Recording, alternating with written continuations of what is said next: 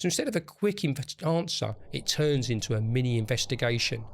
And that investigation costs time, and time is money. And that's why payment technology is starting to evolve. The industry is moving towards integrated and unified payment systems, where payments aren't separate tools, they're part of the dealership DMS platform itself. Welcome to Dealer Tech Talk, where we explore how technology is transforming car and motorhome dealerships. I'm Simon Verona, and this podcast is sponsored by DMS Navigator, the dealer management system which helps dealers to become more efficient, more profitable, and deliver better customer service, and by my old companion, the customer app that builds loyalty and keeps buyers connected. Today, we're talking about something every dealership deals with every single day: payments. Now, on the surface, payments sound simple. The customer pays, a dealership receives the money, job done.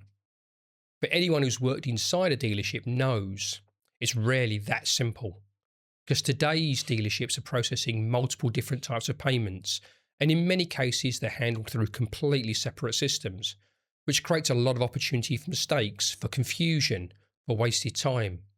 So today we're going to look at the four main types of payments dealerships deal with. The credit card payments, both in person, online card payments, bank transfers, and now pay later products. More importantly, why are these systems often disconnected from the dealership's core systems and the problems that creates?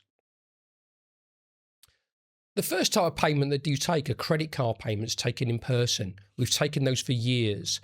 These might be for a vehicle deposit, for accessories, for servicing, or even a payment for a deal. The customer taps or inserts their card on a card machine at the desk, payment goes through, receipt prints. But here's the problem. The card terminal's normally not connected to the DMS system, which generates the payment in the accounting system. So the staff member still needs to manually record that payment inside the system. And that introduces the first opportunity for errors. The wrong amount might have been entered into the terminal, or the wrong amount might be recorded in the system. And the two therefore don't always match. The second type of payment is online card payments. Many dealerships now allow customers to pay deposits online or pay invoices through payment links or make payments directly through their website. This is great for customer convenience. But again, these systems often sit outside the dealership software. The payment might go through a payment gateway or an e-commerce platform or a standalone payment link. And the DMS may not automatically know that payment's happened.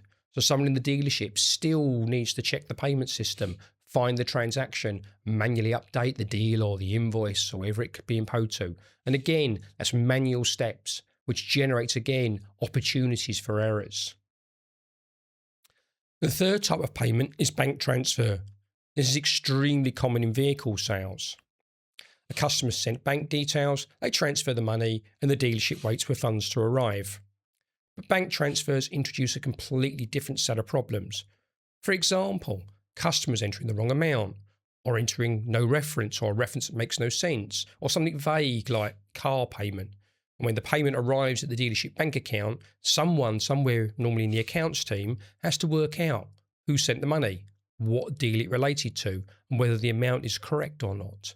It's not unusual for accounting staff to spend hours matching payments to deals, sometimes even walking around the dealership, asking, does anyone know who sent this payment? The fourth category we're seeing more of is pay later products. They're becoming more common, especially for servicing, repairs, and for sale of accessories. From the customer's perspective, they can split the payment into 3 or more simple monthly payments or defer the payment longer. They're great benefit because they're proven to improve conversion, particularly of things like red and amber work in the workshop. But again, these systems often operate outside of dealership systems. So the payment approval may happen in one platform, but the dealership still has to manually record it somewhere else. And if those records aren't updated correctly, it causes confusion later, especially when you're accounting and reconciling those payments. This often means, though, that customer service teams don't offer a pay later product, as it causes them more administration because of that disconnect, and potentially causes therefore a reduction in potential conversion and a reduction in sales. These disconnected systems create a lot of small problems, and those problems add up. If you've ever worked in a dealership, you've probably seen the situation. Someone from accounts team walking around the showroom holding a credit card slip, trying to work out who processed the payment, what it was for, which deal it belongs to. Or another very common scenario, someone's got an invoice in front of them and they're trying to answer the simple question from the other perspective. Has this invoice been paid? But the answer might be in the credit card terminal merchant system, the bank account, the online payment gateway, or even recorded in a spreadsheet somewhere. So instead of a quick answer, it turns into a mini investigation. And that investigation costs time, and time is money. And that's why payment technology is starting to evolve. The industry is moving towards integrated and unified payment systems, where payments aren't separate tools, they're part of the dealership DMS platform itself. So when a customer makes a payment, it automatically links to the deal, records the amount, and updates accounting. No manual entry, no searching through systems, no walking around with credit card slips. Where the payments are all made into one merchant account, the dealership therefore doesn't have to worry about how the payment's made. Once it's made, they all show up in exactly the same way for reporting purposes. Some modern systems are starting to introduce this kind of integration. For example, solutions like Navigator Payments connect payments directly with the dealership software. But the bigger point isn't about a single product, it's the direction the industry is taking.